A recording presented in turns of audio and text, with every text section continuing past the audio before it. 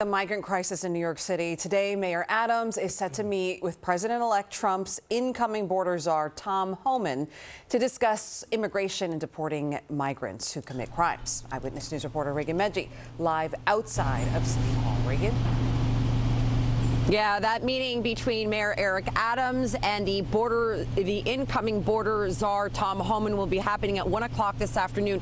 Now, it is closed to press. However, there will be a news conference at 3 o'clock this afternoon, likely reiterating what happened and reviewing it for the press. So we are also expecting protests to happen before that meeting at 1 o'clock this afternoon. So a little bit more about what's going on here in City Hall today. Adams' meeting with the border czar comes at a time where Homan, the border czar, said he would enact incoming President Trump's mass deportation promises, which the mayor doesn't agree with, and withhold funding from sanctuary cities like New York City, which is a sanctuary city by law.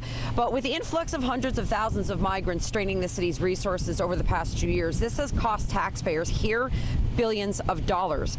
Mayor Adams is at odds with the Biden administration's immigration policy and wants local law enforcement to now work with federal immigration agents to deny, detain, and deport migrants committing crimes. At the root of my conversation is how do we secure our border. I want to share some of my strategies. We need a real decompression strategy. It's important to go after those who are committing serious crimes, particularly those dangerous gangs that have come from Venezuela, and now we're finding them on the streets of our country. And I'm interested to hear his ideas on how we're going to go about that. And the city announced earlier this week that they are closing one of the migrant shelters at Floyd Bennett Field. Houses about 2,000 migrants. But by March, they're looking, the city, to close about 25 shelters just because of a declining amount of migrants arriving here in the city.